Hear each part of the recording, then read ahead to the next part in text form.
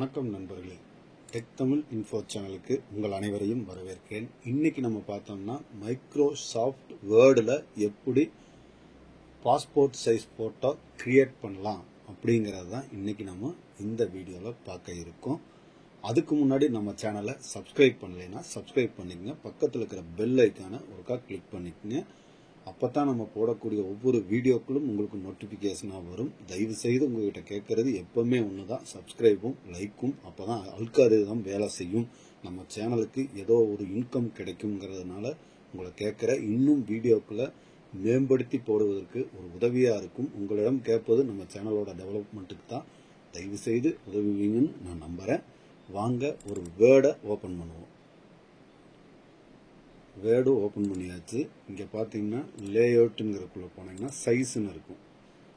அதில் பார்த்தீங்கன்னா 4x6 layout. Microsoft open பண்ணுறோம், வேர்டு ஓப்பன் பண்ணுறோம். அதில் உள்ளே போனீங்கன்னா லேஅவுட்னு ஒன்று இருக்கும். அதில் 4x6ன்னு ஒன்று இருக்கும். அதை கிளிக் பண்ணிக்கோங்க. கிளிக் பண்ணிவிட்டு இங்கே பார்த்தீங்கன்னா அலைன்மெண்ட் இருக்கும். லேண்ட்ஸ்கேப் கொடுத்துக்குங்க.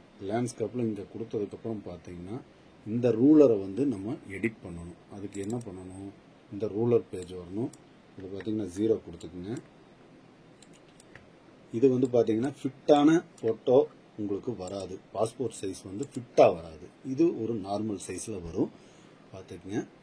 இன்செட் உள்ளே போனீங்கன்னா பிக்சர். இதில் பார்த்தீங்கன்னா நம்மளுக்கு தேவையான ஏதோ ஒரு பிக்சரை எடுத்துக்கலாம். நம்ம தம்பியோடது எடுத்துக்குங்களா? தம்பியோடதுவே எடுத்துக்குவோம். இது பார்த்தீங்கன்னா இதை உங்களால் சின்ன சைஸ் பண்ணலாம், ஆனால் மூவ் பண்ண முடியாது. அதுக்கு நீங்கள் என்ன பண்ணணும்னா இங்கே இருக்குது விராப்பு. இதில் பார்த்தீங்கன்னா பிகைன் ஏதோ ஒன்று கிளிக் பண்ணிட்டீங்கன்னா அது மூவ் ஆக ஆரம்பிச்சிடும். ஓகேங்களா? இந்த சைஸ் நம்ம வச்சுக்கிறோம். இதை இன்னும் கொஞ்சம் சுருக்கிக்கிறோம். இது பார்த்தீங்கன்னா பாஸ்போர்ட் சைஸுக்கும் ஸ்டாம்ப் சைஸுக்கும் இடப்பட்ட கேப்பில் தான் உங்களுக்கு வரும். இது நார்மலாக பாஸ்போர்ட் சைஸ் வராது. அதையும் நீங்கள் ஞாபகம் வச்சுக்கணும்.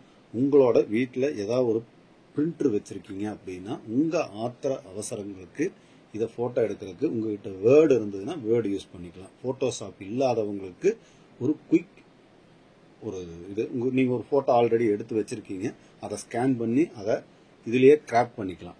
இங்கே பாருங்கள் கிராப். இந்த கிராப் கொடுத்தீங்கன்னா இங்கே தெரியுதுங்களா, நீங்கள் தாராளமாக கிராப் பண்ணிக்கலாம். இப்போ தம்பி இதை கொஞ்சம் கிராப் பண்ணுற கவனிங்க.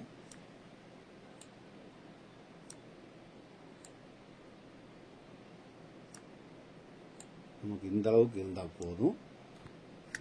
கிராப் பண்ணியாச்சு. ஓகேங்களா? இதை ஒரு கிளிக் பண்ணிவிட்டு இங்கே வச்சுக்கலாம். இதை கொஞ்சம் லைட்டாக பெருசு பண்ணிக்கலாம். ஓகேங்களா? ஷிஃப்ட் அழுத்திக்கலாம். நீங்கள் ஷிஃப்ட் அழுத்தினீங்கன்னா கொஞ்சம் இமேஜ் இதாகாமல் இருக்கும். சிடிஆர்எல் அழுத்திட்டு இங்கே பாருங்கள், அப்படியே ஒரு ட்ராக் எடுத்து வச்சுக்கோங்க. கொஞ்சம் முன்னாடி வச்சுக்கோங்க. சிடிஆர்எல் ஷிஃப்ட் பிடிச்சிக்கோங்க. அப்போ தான் உங்களுக்கு பார்த்தீங்கன்னா அலைன்மெண்ட் சேஞ்ச் ஆகாமல் உங்களுக்கு காப்பி ஆகும். ஓகேங்களா? இப்போ இதை குரூப் பண்ணுறோம். ஷிஃப்ட்டை பிடிச்சிட்டே பண்ணிங்கன்னா குரூப். ஓகேங்களா? குரூப் பண்ணி ஃபோல்ட் பண்ணிக்கோங்க. அதே மாதிரி ஷிஃப்ட்டும் கண்ட்ரோலையும் பிடிச்சிட்டு அப்படியே ட்ராக் பண்ணிங்கன்னா உங்கள் ஃபோட்டோஸ் எல்லாம் கீழே வரும். ஓகேங்களா? இதை நீங்கள் தேவையான அளவு மாற்றிக்கலாம்.